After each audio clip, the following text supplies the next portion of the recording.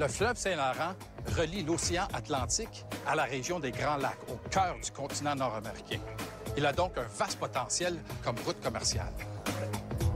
Mais pour le remonter, il faut affronter un obstacle de taille, une spectaculaire dénivellation. La dénivellation équivaut à un édifice de 20 étages. Pensez-y, un navire de 30 000 tonnes qu'on fait passer par-dessus un édifice de 20 étages. Le navire qu'on voit derrière moi s'appelle le Montréalais. C'est une barge pleine d'acier en route pour Hamilton. À son retour, elle sera pleine de blé. Vraiment un trafic incessant. Pour atteindre sa destination, qui se trouve à 75 mètres au-dessus du niveau de la mer, il va devoir passer à travers un réseau de 7 écluses comme celle-ci, qui forment la première section de la voie maritime du Saint-Laurent.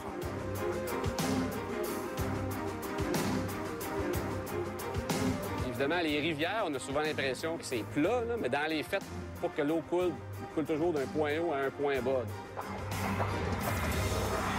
Quand les pentes sont faibles, les bateaux peuvent remonter, mais évidemment, il y a des sections où la navigation n'est pas possible parce que la profondeur est trop faible, mais souvent parce qu'on a des sections où on a des pentes très élevées.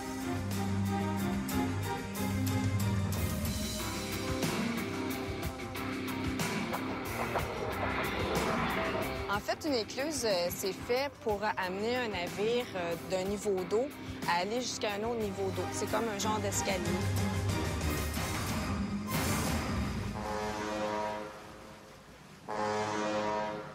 Comme ici, à Saint-Lambert, on a à peu près 16 pieds de dénivellation. Donc, un bateau aurait tout ce courant-là à monter, puis ce serait quasi impossible. Ce serait même impossible. Le principe des écluses, essentiellement, n'a pas changé depuis 2000 ans. C'est-à-dire que vous avez simplement un réservoir qui sépare la partie haute et la partie basse. Quand un navire veut procéder vers l'amont d'un cours d'eau, il va entrer dans l'écluse, on ferme les portes en arrière.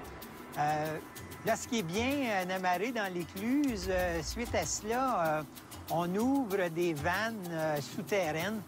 Puis, l'eau qui est en amont de l'écluse entre dans l'écluse. C'est vraiment simple, le principe de la gravité, où l'eau qui est plus haute descend vers le bas, alors elle remplit l'écluse.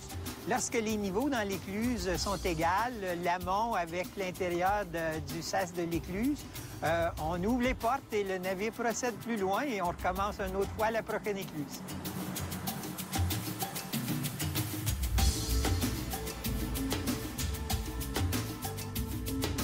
Quand vous avez un bateau qui veut descendre, c'est le même principe. On fait passer l'eau du réservoir vers la partie aval de la rivière. Donc, essentiellement, c'est un jeu de réservoir qu'on vide et qu'on remplit.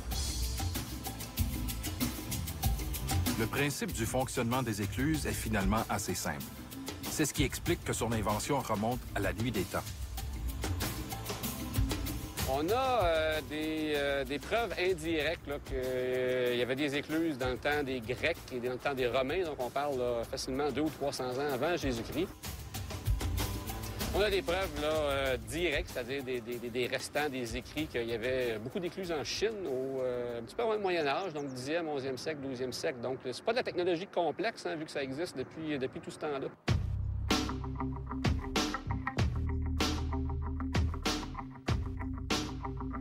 Il ne faut pas croire que les écluses sont restées prisonnières du temps. Non, non, non, non.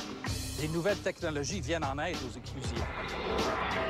Ici, on est devant la tour de contrôle de l'écluse de Saint-Lambert. Et c'est ici qu'on gère la circulation des navires entre le point d'entrée de la voie maritime, soit juste sous le pont Jean-Cartier, et jusqu'au Mille-Îles, en Ontario.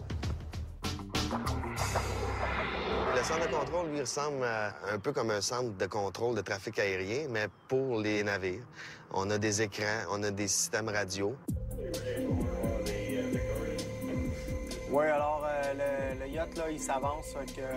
Dans à peu près 5 minutes, je vais être prêt pour lever si c'est correct avec vous.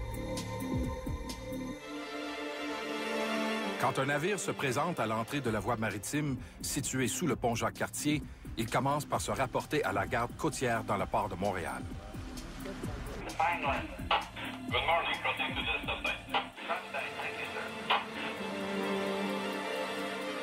La garde côtière va nous aviser que le navire désire entrer à la voie maritime.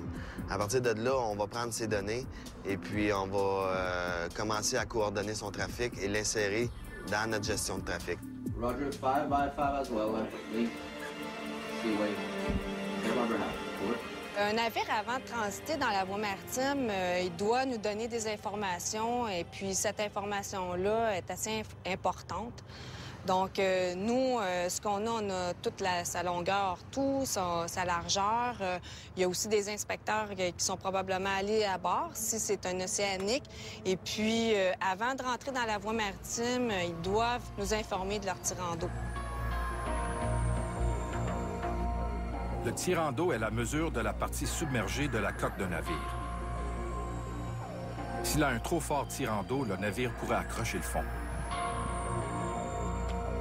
D'ailleurs, dans le but d'améliorer le service aux armateurs qui empruntent la voie maritime, on a mis au point une nouvelle technologie qui permet aux pilotes de navires de sonder les fonds marins en 3 dimensions et en temps réel. Écoute, t'as passé le message que le Coolborg avait un service d'amarrage. Grâce à un système de repérage ultra sophistiqué, il est possible de suivre le trajet de chaque navire de façon très précise. De notre côté, à la voie maritime, nous avons été les premiers à exiger un système SIA qui s'appelle le système d'identification automatique. C'est un système qui donne la position en GPS et en DGPS. DGPS, c'est plus précis. On va jusqu'à 1 mètre près de la position de tous les navires qui entrent dans notre système. Et puis, ça a pour effet de nous permettre de faire une meilleure gestion du trafic maritime à partir du centre de contrôle. Ça nous permet aussi d'avoir un passage plus sécuritaire au travers de tout le système. Parti en levant au Pont-Saint-Louis.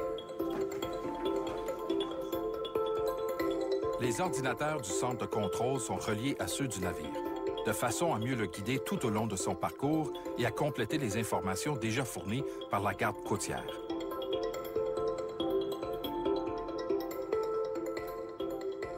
Présentement, on peut pratiquement savoir tout ce qui se passe à bord d'un navire. Nous avons des données de sa vitesse, on a sa course, l'alignement, ses tirants d'eau, sa cargaison, pilote ou capitaine, son pays d'origine, largeur, longueur.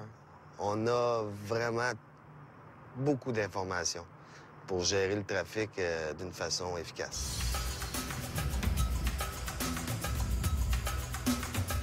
Être efficace, productif, voilà ce qui est à l'origine du projet de voie maritime sur le Saint-Laurent.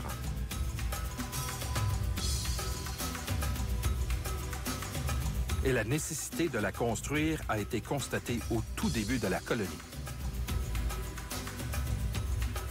Jacques Cartier, dans son 3e voyage, s'est arrêté ici à cause des rapides de la Chine. Donc, les rapides de la Chine, c'est pas navigable. Donc, si on veut pouvoir surmonter ces élévations-là, on doit recourir là, à des moyens mécaniques là, qui sont des écluses. Mais il faudra attendre jusqu'au début du 19e siècle pour qu'on s'attaque à ce projet. Le canal La Chine est inauguré en 1825. D'une longueur de 14 km et d'une profondeur originale de 2,4 mètres, son réseau de 5 écluses permet aux navires de passer du port de Montréal au lac Saint-Louis. Au même moment, dans le sud de l'Ontario, les ingénieurs font face à un des phénomènes naturels les plus imposants de la planète, les chutes Niagara. Ils devront contourner ce mur d'eau de 52 mètres de hauteur pour construire un autre réseau d'écluses. Le canal La Chine a ouvert et même époque, 4 ans plus tard, le premier canal Welland ouvrait. Ça représentait vraiment un point marquant dans l'historique de la navigation commerciale, autant au Canada qu'aux États-Unis. Ça l'ouvrait finalement le cœur du continent au reste du monde. Alors, en 1929, vous pouviez remonter de Montréal jusqu'au lac Erie. Et comme les autres lacs, il n'y a pas de canaux, excepté le lac supérieur, on pouvait se rendre au fond du lac Michigan et atteindre Chicago, qui commençait déjà à se développer. Puis vous aviez Détroit qui était en face de Windsor. Alors vous aviez l'accès au lac Erie, au lac Huron et au lac Michigan.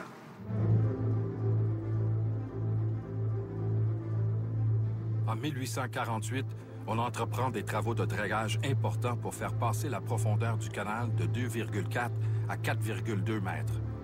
Mais dès le tournant du 20e siècle, on se rend compte que cela ne suffit pas encore. C'était le tirant d'eau qui était pas assez profond pour transporter plus de cargaison. En 1950, au lendemain de la Deuxième Guerre mondiale, il faut se rendre à l'évidence. Le canal de la Chine est désuet.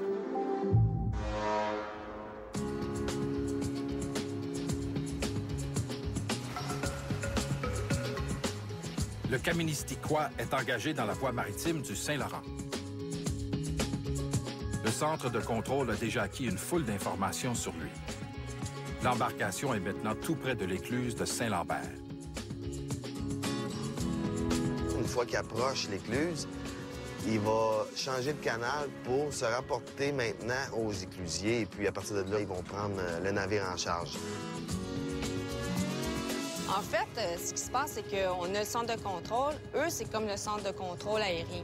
Puis nous, c'est comme si on était sur le plancher des vaches, on peut dire, là. Comme ceux qui font à l'aéroport, bien, ils vont mettre des blocs pour les pneus. C'est à peu près la même chose. Un système de signalisation permet de guider le navire jusqu'aux portes de l'écluse. On a 3 limites d'approche, soit en amont ou en aval. Il y a certaines écluses qui ont 2 limites d'approche.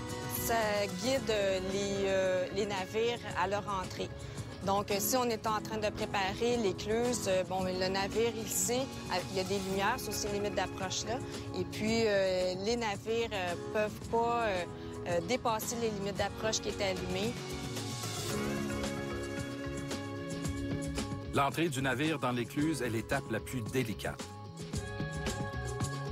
Le pilote du navire s'en remet aux directives du maître éclusier, qui lui-même est assisté d'une batterie d'appareils électroniques.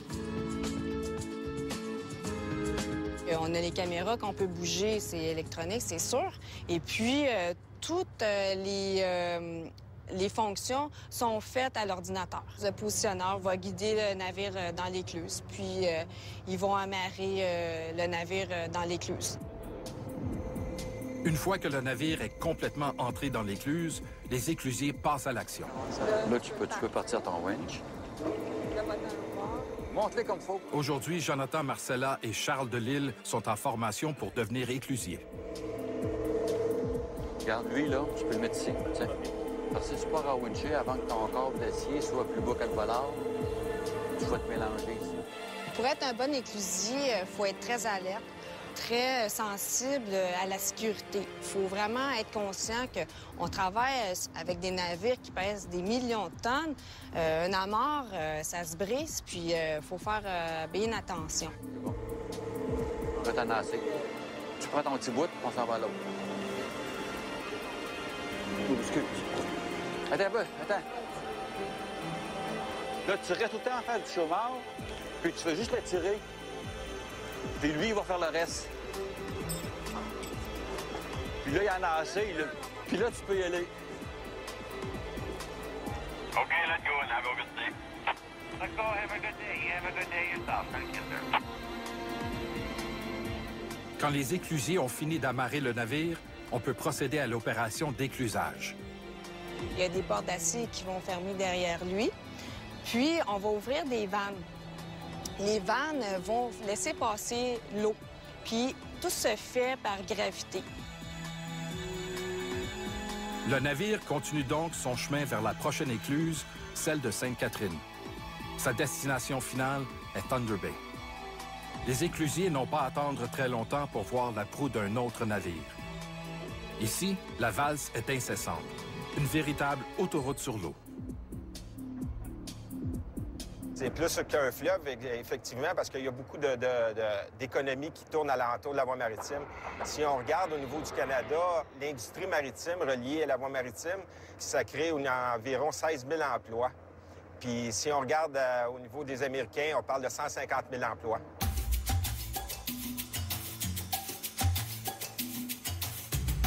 Depuis sa découverte, il y a plus de 400 ans, le fleuve Saint-Laurent est convoité pour son vaste potentiel comme route commerciale. Alors, c'est naturel que depuis ce temps, ici au Québec, on rêve de construire un réseau d'écluses pour contourner les rapides de la Chine. Sur les rives du Saint-Laurent des Grands Lacs, il y a quand même les deux plus grandes provinces canadiennes, 8 États américains.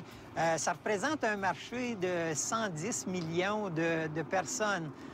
On y retrouve quand même 4 des villes importantes nord-américaines, soit Montréal, Toronto, Chicago, Détroit. Alors, un marché très important. Une opportunité d'affaires qui saute aux yeux des gouvernements canadiens et états-uniens. Mais en 1950, la construction d'une voie maritime capable de répondre à la demande tarde.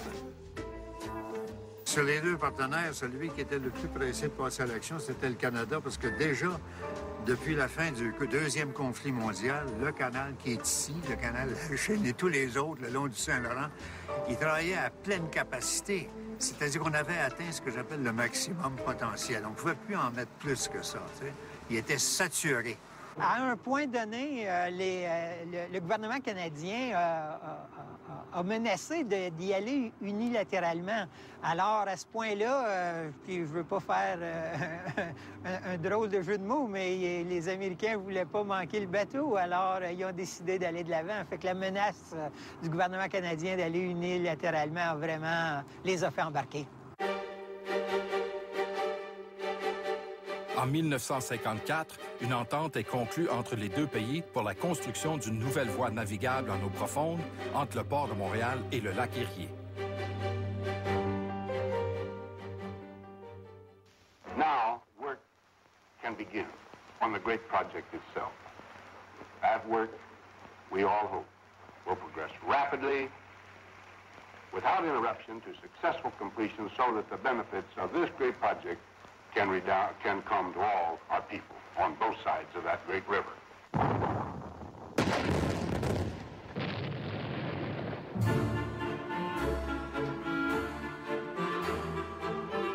Avec un budget estimé à un demi-milliard de dollars, la voie maritime du Saint-Laurent sera un des plus vastes chantiers de l'après-guerre.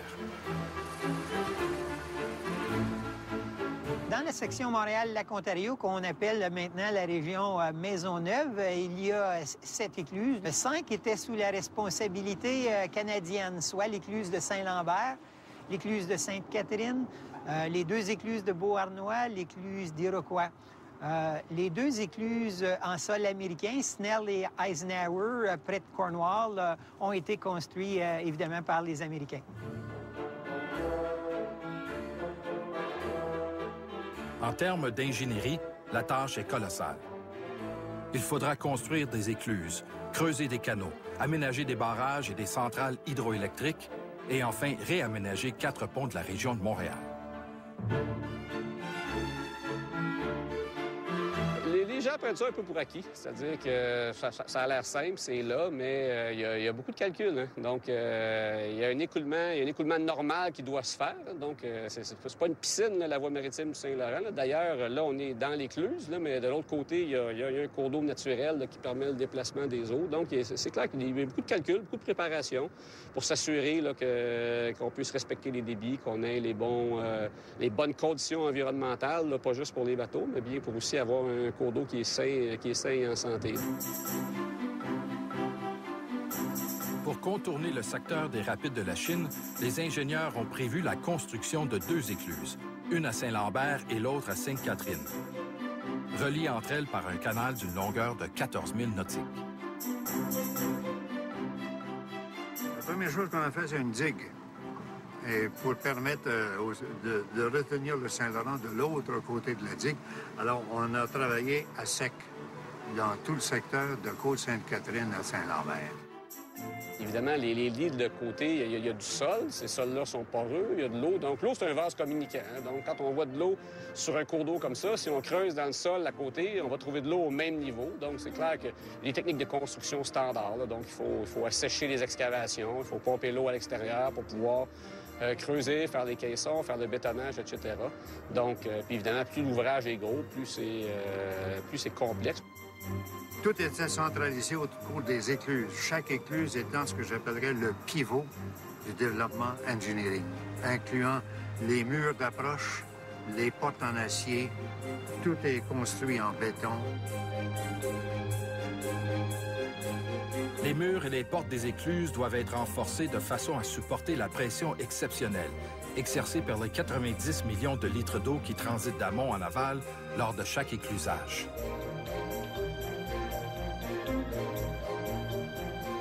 Les gens sous-estiment beaucoup la force qu'on appelle hydrostatique, la force d'une masse d'eau sur la porte de l'écluse. Pour vous donner une idée, là, pour une écluse comme la taille là, de l'écluse de Saint-Lambert derrière moi, on parle d'un équivalent de force de près de 2000 tonnes. Donc, pour vous donner une idée, là, si on empilait 2000 voitures compactes l'une par-dessus l'autre, c'est l'équivalent de la force de l'eau sur les portes fermées, soit à l'amont ou vers l'aval, là, dépendant du niveau de l'écluse. Donc, le système de fermeture de porte n'est pas simple pour que ce soit évidemment étanche en plus. Ça c'est clair.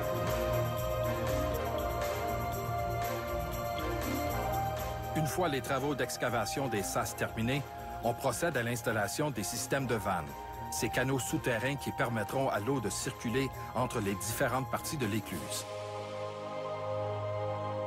Alors, on avait des pompes à installer, un appareillage électrique extrêmement compliqué, une plomberie sophistiquée à des dimensions bien autres que ce qu'on connaît dans les édifices commerciaux ou dans les maisons. Mais le plus grand défi pour les promoteurs du projet, ce sera de réaliser tout ça en minimisant les impacts sur l'environnement et la vie des populations riveraines. En 1954, la décision est prise de construire une série d'écluses et une voie navigable pour les grands navires entre Montréal et les Grands Lacs. Il s'agit d'une œuvre colossale, tant par son ampleur que par sa complexité.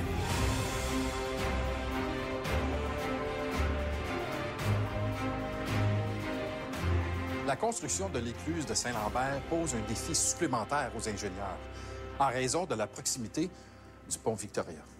Et l'écluse était juste autour du pont Victoria, en fait, en amont, directement en amont du pont Victoria.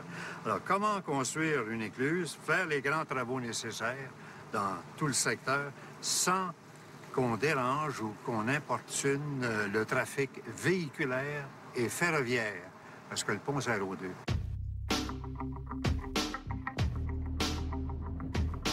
Et une fois l'écluse construite, ces opérations ne devront pas paralyser la circulation automobile. Pour solutionner cette épineuse question, les ingénieurs vont construire 2 ponts pour enjamber la voie maritime. Un en amont de l'écluse et l'autre en aval. Là, j'appelle le gars du CN, parce que lui, s'il va mettre sa lumière rouge, le trafic va arrêter, il va baisser sa barrière. Moi, j'attends que tout ça ait vidé les boucles. Puis après ça, je vais commencer à transférer mon trafic. Oui, on va vérifier le trafic, s'il te plaît. Merci. Au revoir.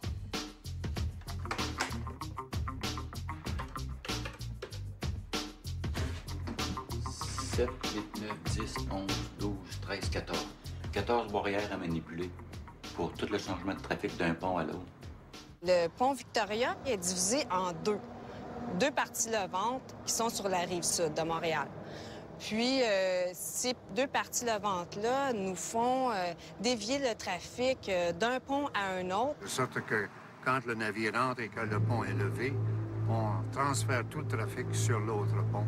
Et vice-versa, quand le navire est monté dans l'écluse et qu'il est prêt à sortir, on retourne à l'autre pont de sorte que le trafic véhiculaire et ferroviaire est continu sans interruption.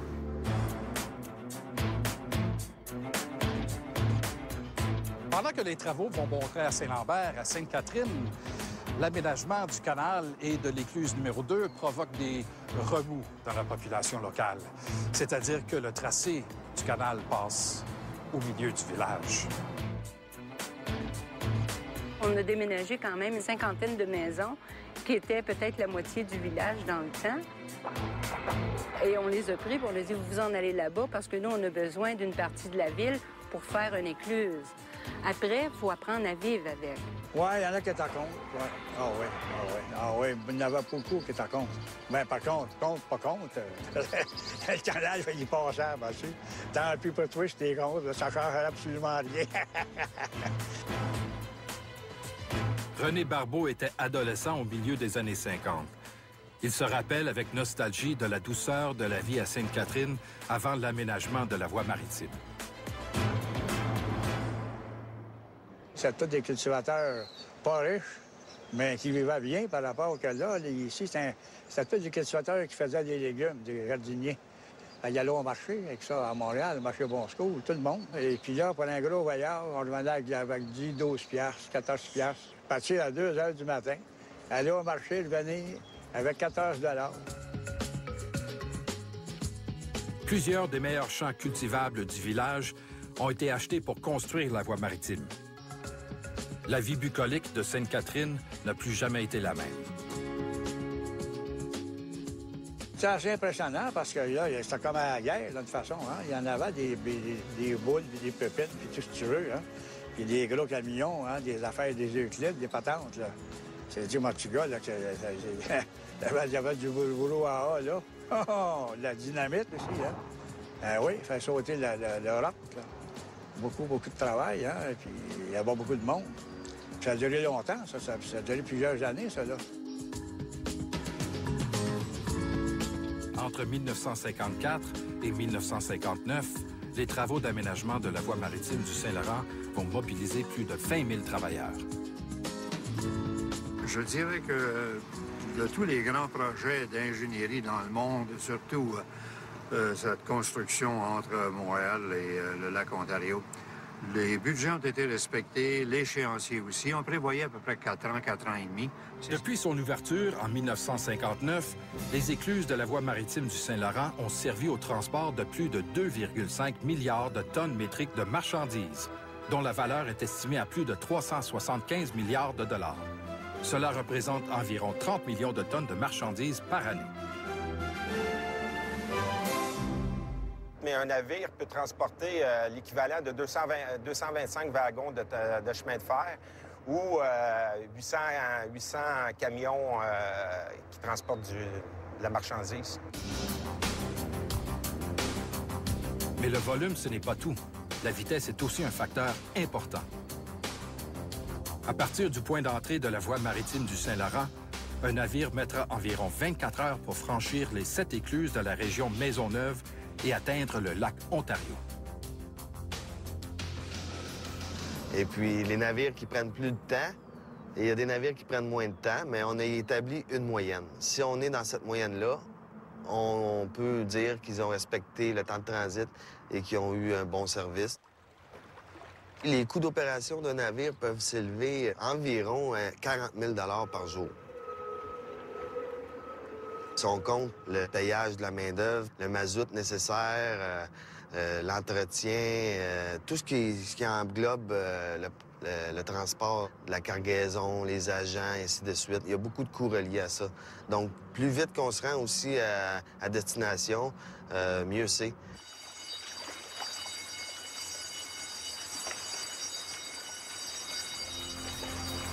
Les moyens pour transporter de la marchandise sont nombreux. La route, le train, l'avion même, et évidemment l'eau. Pour avoir sa part du gâteau, la voie maritime devra se renouveler constamment.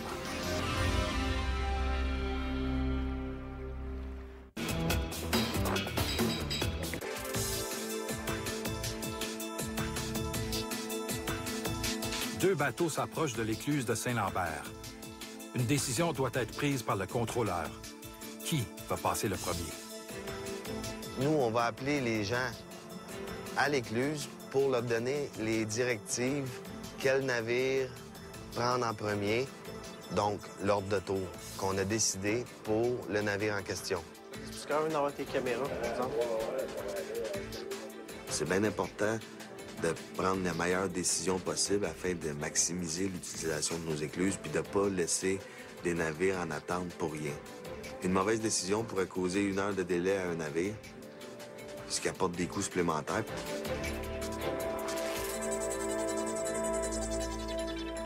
Le temps, c'est de l'argent, comme on dit. Donc, si on est capable d'améliorer les temps de transit, c'est là qu'on va faire des progrès. Pour rester compétitifs, les autorités de la voie maritime du Saint-Laurent ont mis au point au cours des dernières années un certain nombre d'innovations technologiques. L'une d'elles est le système d'amarrage main libre. Ce nouveau système main libre, qui est à l'essai dans les écluses du canal Welland, en Ontario, va aussi permettre de diminuer les effectifs à bord des navires.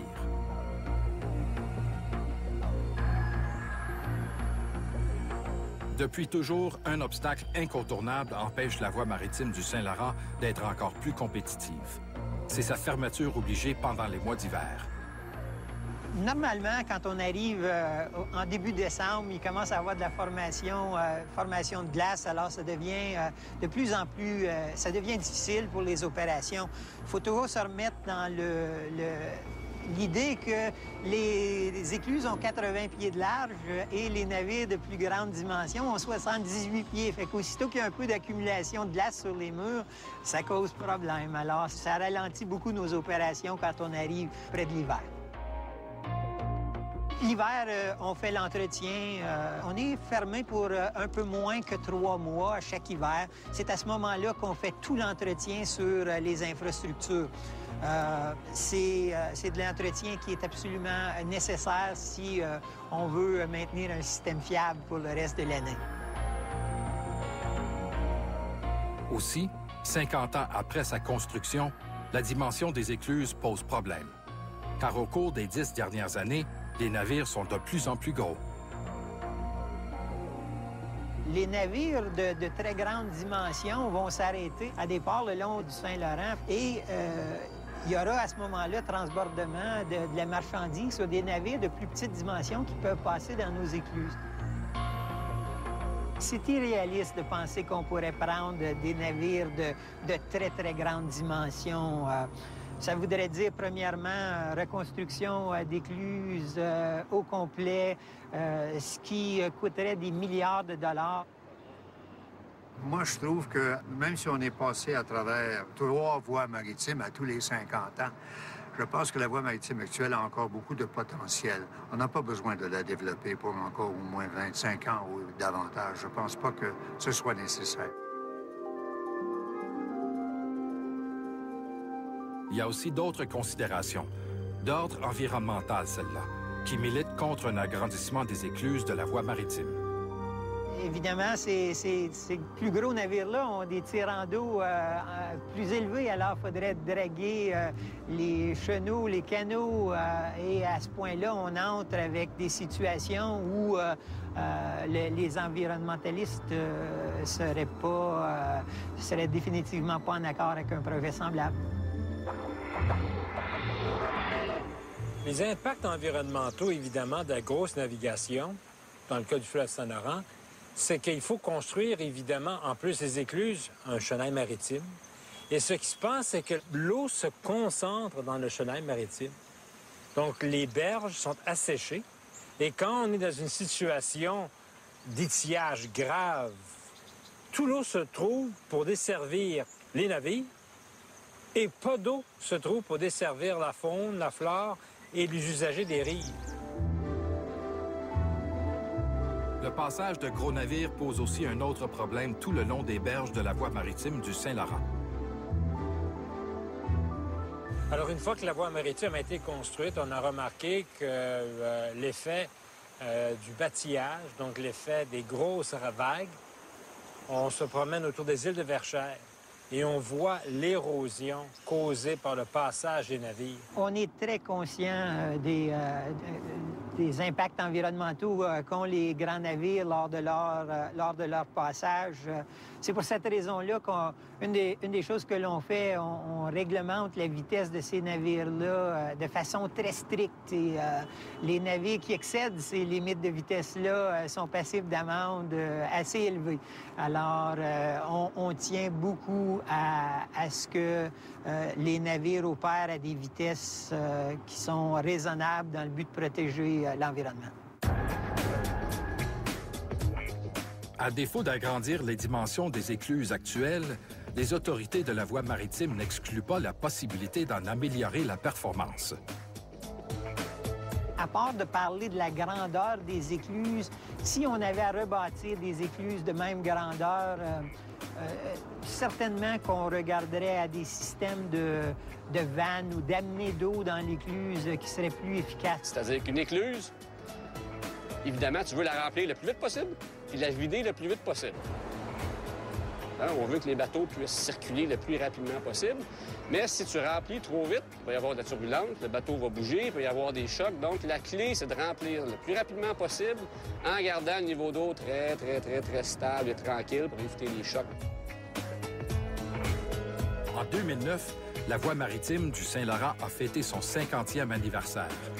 Comme on ne peut envisager un agrandissement ou la construction de nouvelles écluses, il faut penser à rénover celles déjà existantes qui ont parfois bien souffert de ce demi-siècle de dur labeur.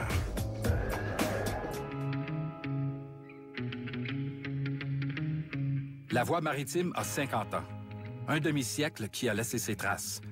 Mais convaincus de son rôle essentiel, ses dirigeants ont décidé de procéder à des investissements de l'ordre de 350 millions de dollars pour rénover les écluses.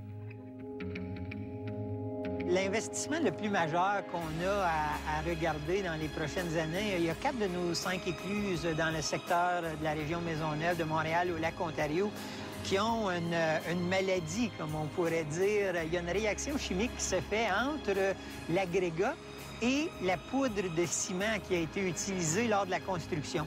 Ce que ça fait gonfler le béton, ça cause des fissures. À certains endroits, ce gonflement peut atteindre jusqu'à 8 cm, soit environ 3 pouces. Ça peut paraître minime, 3 pouces, mais quand on pense que les navires de grandeur maximum qui passent dans le système, il n'y a seulement qu'un pied chaque côté de jeu, alors c'est très important, on aura réparé ça très bientôt. En 2009, environ 50 millions de tonnes de marchandises ont transité dans les écluses de la voie maritime du Saint-Laurent. De l'aveu même de ses dirigeants, cela représente à peine 50 de sa capacité. Malgré cet achalandage en nette diminution, ses dirigeants soutiennent que la voie maritime a toujours sa raison d'être. À chaque année, on parle d'environ 45 à 50 millions de tonnes de cargaison sur le système. Ça représente environ 3000 transits. Qu'est-ce que ça veut dire, 3000 transits? C'est probablement, si on fermait la voie maritime, ça serait environ 1,5 million de camions, de voyageurs de camions qui passeraient sur la route avec ce que ça apporte, congestion, pollution et ainsi de suite. L'importance de la voie maritime est majeure puisque ça a permis de créer plusieurs emplois dans des domaines connexes. Et puis, il y a des retombées économiques de plusieurs milliards de dollars. C'est une autoroute vers le centre de l'Amérique. Donc, oui, ça a beaucoup de retombées, plus que les gens peuvent le croire. Convaincus du rôle essentiel de la voie maritime, ses dirigeants ont décidé de procéder à des investissements majeurs pour rénover les écluses.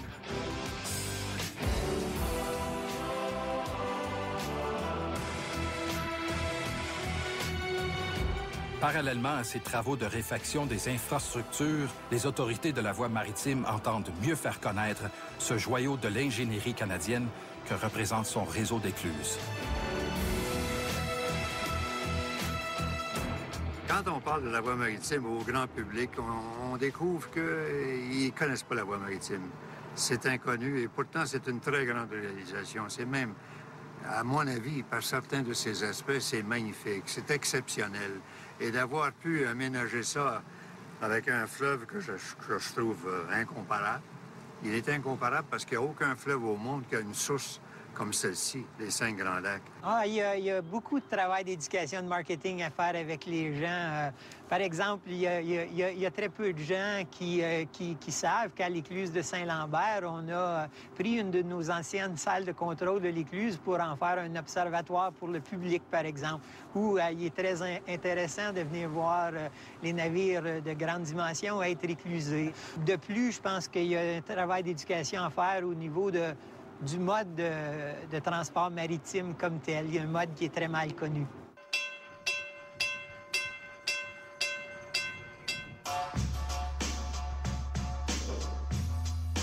À Sainte-Catherine, les autorités municipales souhaitent aussi faire leur part pour la mise en valeur de leur écluse. J'ai approché la voie maritime pour leur demander d'utiliser une des 2 tours pour faire un centre d'interprétation. Ce que je pense qui serait valorisant par rapport justement à la pénalité que les gens de Sainte-Catherine ont eue de se faire imposer ça en 1957. Si on serait capable de trouver un attrait touristique dans un centre d'interprétation, pourquoi les gens attendent dans leur auto pour la traversée d'un bateau? La raison d'être d'attendre 20-25 minutes, c'est quoi? Fait que ce centre d'interprétation-là permettrait aux gens d'aller sur place, de consulter puis de voir pourquoi j'attends.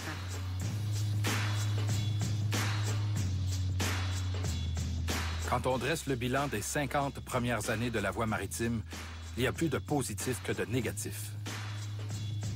Si on veut en faire une synthèse des résultats, je dirais que la voie maritime du Saint-Laurent, telle qu'on la connaît aujourd'hui, depuis déjà 50 ans quand même, ça a été une très grande réalisation au point de vue engineering, parce que vous aviez de tout là-dedans. Vous aviez non seulement du génie civil, vous aviez du génie électrique, du génie mécanique. Même les résidents de Sainte-Catherine, qui ont été déplacés lors de l'aménagement du canal de la Rive-Sud, sont de cet avis. Ça, c'était la plus belle place de la province, la côte Sainte-Catherine avant. Si tu veux, le progrès, c'est ça. Hein? Le canal, aujourd'hui, c'est une chose qui est assez importante. Ça, on ne l'avait pas. Il y aurait bien les économies qui ne marcheraient pas autant, peut-être. Hein? C'est pour ça que le canal existe. Il y a eu peut-être, ce côté-là, une très bonne chose d'avoir fait le canal. Mais par contre, c'est aux deux côtés à la médaille. Hein? C'est ça. C'est pas tout le monde qui peut aller au canal de Panama, alors qu'ici, sans se déplacer trop, on pourrait avoir accès et puis comprendre mieux, puis aussi découvrir ce que j'appellerais la valeur inestimable des transports par eau. C'est mon punchline, ça.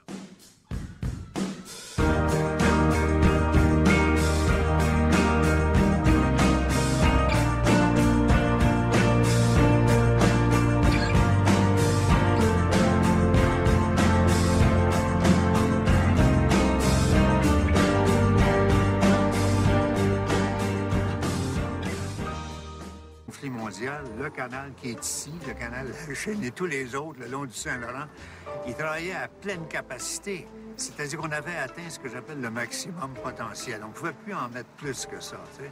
Il était saturé. À un point donné, le gouvernement canadien a menacé d'y aller unilatéralement. Alors, à ce point-là, puis je veux pas faire un drôle de jeu de mots, mais les Américains ne voulaient pas manquer le bateau, alors ils ont décidé d'aller de l'avant. Fait que la menace du gouvernement canadien d'aller unilatéralement les a fait embarquer. En 1954, une entente est conclue entre les deux pays pour la construction d'une nouvelle voie navigable en eau profonde entre le port de Montréal et le lac Erie. Now, work can begin on the great project itself. That work, we all hope, will progress rapidly, without interruption, to successful completion so that the benefits of this great project can come to all our people on both sides of that great river.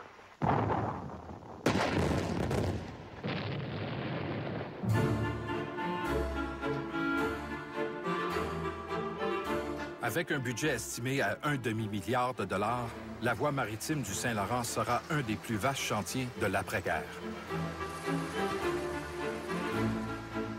Dans la section Montréal-Lac-Ontario, qu'on appelle maintenant la région Maisonneuve, il y a 7 écluses. 5 étaient sous la responsabilité canadienne, soit l'écluse de Saint-Lambert, l'écluse de Sainte-Catherine, les 2 écluses de Beauharnois, l'écluse d'Iroquois.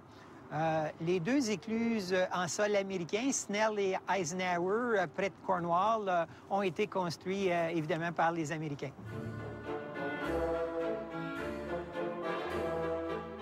En termes d'ingénierie, la tâche est colossale. Il faudra construire des écluses, creuser des canaux, aménager des barrages et des centrales hydroélectriques et enfin réaménager 4 ponts de la région de Montréal.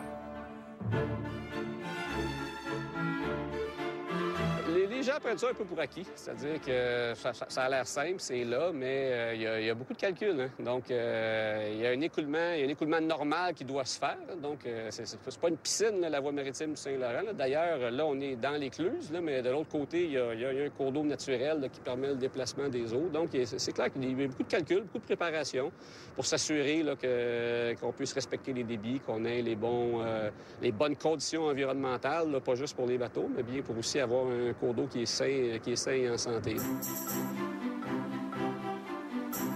Pour contourner le secteur des rapides de la Chine, les ingénieurs ont prévu la construction de 2 écluses, une à Saint-Lambert et l'autre à Sainte-Catherine, reliées entre elles par un canal d'une longueur de 14 000 nautiques.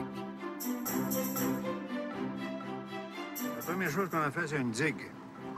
Et pour permettre de retenir le Saint-Laurent de l'autre côté de la digue, alors on a travaillé à sec dans tout le secteur de Côte-Sainte-Catherine à Saint-Lambert.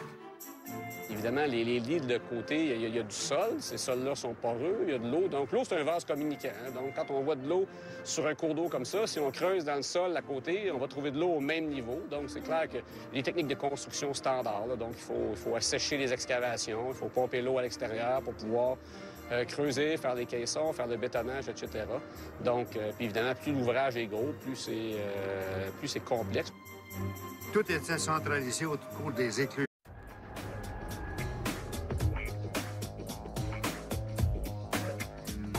Le fleuve Saint-Laurent relie l'océan Atlantique à la région des Grands Lacs, au cœur du continent nord-américain.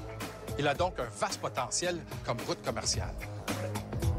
Mais pour le remonter, il faut affronter un obstacle de taille, une spectaculaire dénivellation.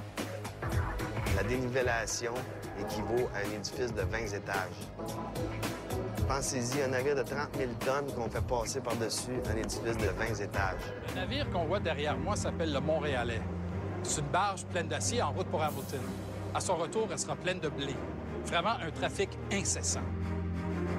Pour atteindre sa destination, qui se trouve à 75 mètres au-dessus du niveau de la mer, il va devoir passer à travers un réseau de 7 écluses comme celle-ci, qui forment la première section de la voie maritime du Saint-Laurent.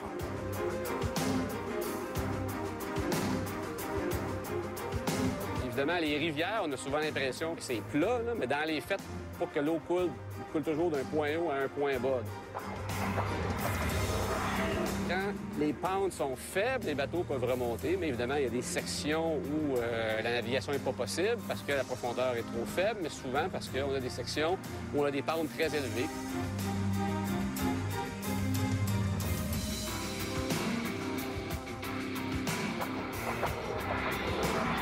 En fait, une écluse, c'est fait pour amener un navire d'un niveau d'eau à aller jusqu'à un autre niveau d'eau. C'est comme un genre d'escalier.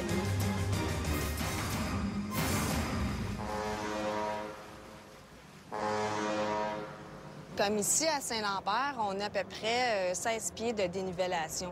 Donc, un bateau aurait tout ce courant-là à monter, puis ce serait quasi impossible. Ce serait même impossible. Le principe des écluses, essentiellement, n'a pas changé depuis 2000 ans. C'est-à-dire que vous avez simplement un réservoir qui sépare la partie haute et la partie basse. Quand un navire veut procéder vers l'amont d'un cours d'eau, il va entrer dans l'écluse, on ferme les portes en arrière. Là, ce qui est bien amarré dans l'écluse, suite à cela, on ouvre des vannes souterraines. Puis, l'eau qui est en amont de l'écluse entre dans l'écluse. C'est vraiment simple, le principe de la gravité, où l'eau qui est plus haute descend vers le bas, alors elle remplit l'écluse.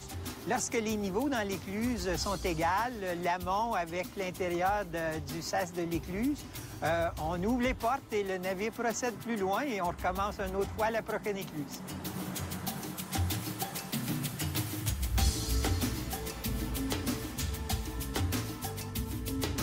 Quand vous avez un bateau qui veut descendre, c'est le même principe. On fait passer l'eau du réservoir vers la partie aval de la rivière. Donc, essentiellement, c'est un jeu de réservoir qu'on vide et qu'on remplit. Le principe du fonctionnement des écluses est finalement assez simple. C'est ce qui explique que son invention remonte à la nuit des temps. On a des preuves indirectes qu'il y avait des écluses dans le temps des Grecs et dans le temps des Romains, donc on parle là, facilement 200 ou 300 ans avant Jésus-Christ. On a des preuves là, directes, c'est-à-dire des restants des écrits qu'il y avait beaucoup d'écluses en Chine un petit peu avant le Moyen-Âge, donc 10e, 11e siècle, 12e siècle. Donc c'est pas de la technologie complexe, hein, vu que ça existe depuis tout ce temps-là.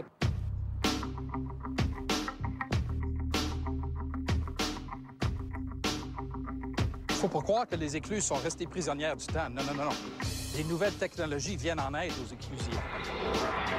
Ici, on est devant la tour de contrôle de l'écluse de Saint-Lambert. Et c'est ici qu'on gère la circulation des navires entre le point d'entrée de la voie maritime, soit juste sous le pont Jacques-Cartier, et jusqu'au Mille-Îles, en Ontario.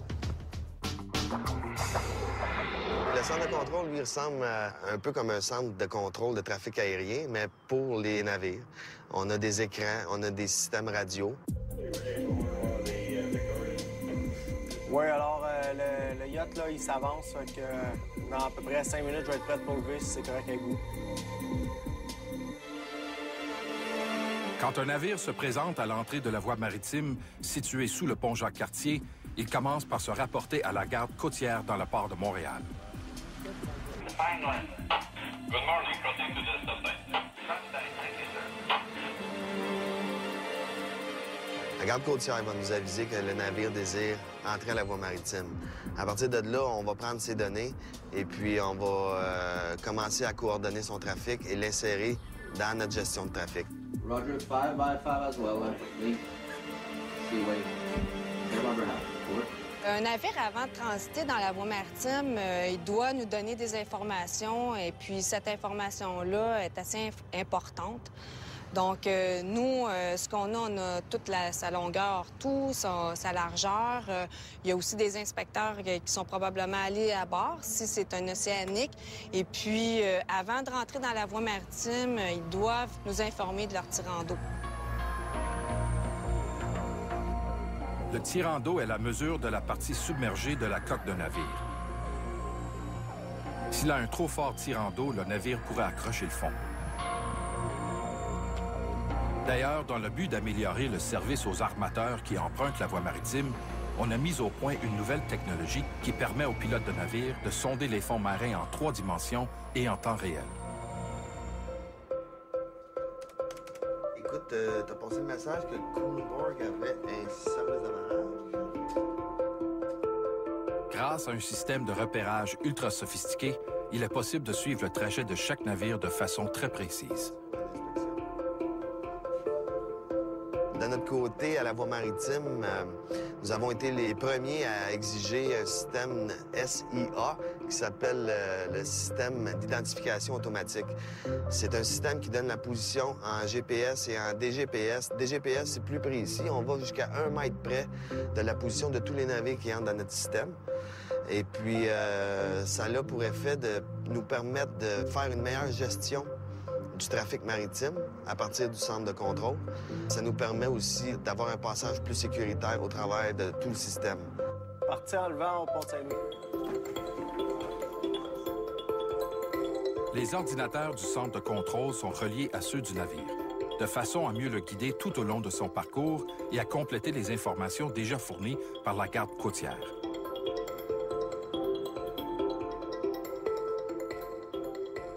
Présentement, on peut pratiquement savoir tout ce qui se passe à bord d'un navire.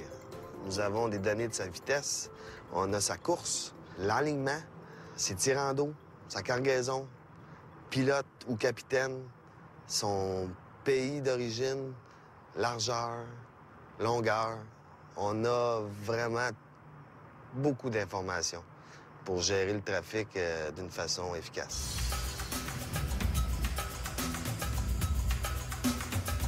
Être efficace, productif, voilà ce qui est à l'origine du projet. Dépasser les limites d'approche qui étaient allumées. L'entrée du navire dans l'écluse est l'étape la plus délicate. Le pilote du navire s'en remet aux directives du maître éclusier, qui lui-même est assisté d'une batterie d'appareils électroniques. On a les caméras qu'on peut bouger, c'est électronique, c'est sûr.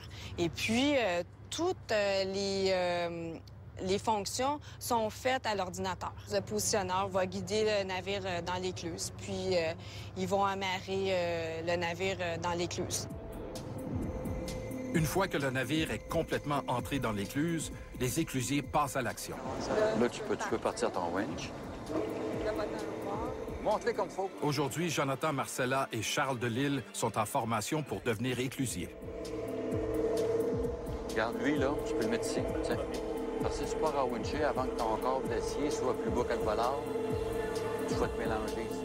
Pour être un bon éclusier, il faut être très alerte, très sensible à la sécurité. Il faut vraiment être conscient qu'on travaille avec des navires qui pèsent des millions de tonnes. Un amarre, ça se brise, puis il faut faire bien attention. Bon. On va t'en assez. Tu prends ton petit bout, on s'en va à l'autre. Excuse. Attends un peu, attends. Là, tu restes tout le temps en face du chômeur, puis tu fais juste le tirer. Puis lui, il va faire le reste. Puis là, il y en a assez, là. Puis là, tu peux y aller. OK, let's go and have a good day. Let's go, have a good day. Have a good day yourself. Thank you, sir. Quand les éclusiers ont fini d'amarrer le navire, on peut procéder à l'opération d'éclusage. Il y a des portes d'acier qui vont fermer derrière lui. Puis, on va ouvrir des vannes. Les vannes vont laisser passer l'eau. Puis, tout se fait par gravité. Le navire continue donc son chemin vers la prochaine écluse, celle de Sainte-Catherine. Sa destination finale est Thunder Bay. Les éclusiers n'ont pas à attendre très longtemps pour voir la proue d'un autre navire. Ici, la valse est incessante. Une véritable autoroute sur l'eau. C'est plus qu'un fleuve, effectivement, parce qu'il y a beaucoup d'économies qui tournent alentour de la voie maritime. Si on regarde au niveau du Canada, l'industrie maritime reliée à la voie maritime, ça crée environ 16 000 emplois. Puis si on regarde au niveau des Américains, on parle de 150 000 emplois.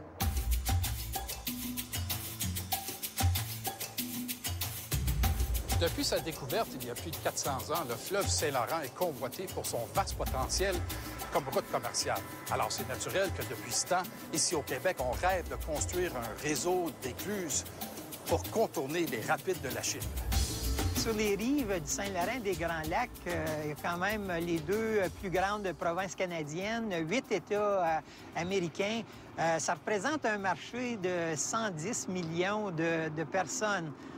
On y retrouve quand même 4 des villes importantes nord-américaines, soit Montréal, Toronto, Chicago, Détroit. Alors, un marché très important. Une opportunité d'affaires qui saute aux yeux des gouvernements canadiens et états-uniens. Mais en 1950, la construction d'une voie maritime capable de répondre à la demande tarde. Sur les deux partenaires, celui qui était le plus pressé de passer à l'action, c'était le Canada, parce que déjà, depuis la fin du deuxième projet de voie maritime sur le Saint-Laurent.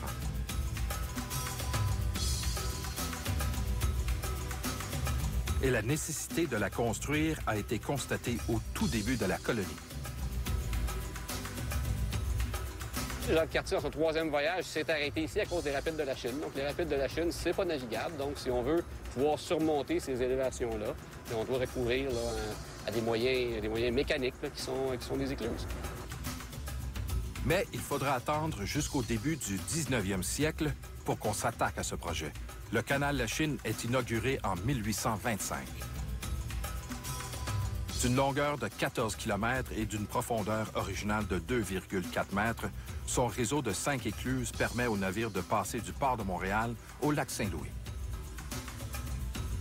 Au même moment, dans le sud de l'Ontario, les ingénieurs font face à un des phénomènes naturels les plus imposants de la planète, les chutes Niagara. Ils devront contourner ce mur d'eau de 52 mètres de hauteur pour construire un autre réseau d'écluses. Le canal de la Chine a ouvert et même époque, 4 ans plus tard, le premier canal Welland ouvrait. Ça représentait vraiment un point marquant dans l'historique de la navigation commerciale, autant au Canada qu'aux États-Unis. Ça l'ouvrait finalement le cœur du continent au reste du monde. Alors, en 1929, vous pouviez remonter de Montréal jusqu'au lac Erie. Et comme les autres lacs, il n'y a pas de canaux, excepté le lac supérieur, on pouvait se rendre au fond du lac Michigan et atteindre Chicago, qui commençait déjà à se développer. Puis vous aviez Détroit qui était en face de Windsor. Alors vous aviez l'accès au lac Erie, au lac Huron et au lac Michigan.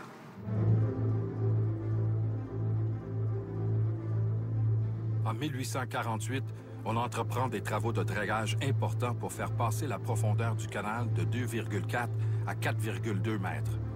Mais dès le tournant du 20e siècle, on se rend compte que cela ne suffit pas encore. C'était le tirant d'eau qui était pas assez profond pour transporter plus de cargaison. En 1950, au lendemain de la Deuxième Guerre mondiale, il faut se rendre à l'évidence. Le canal de la Chine est désuet.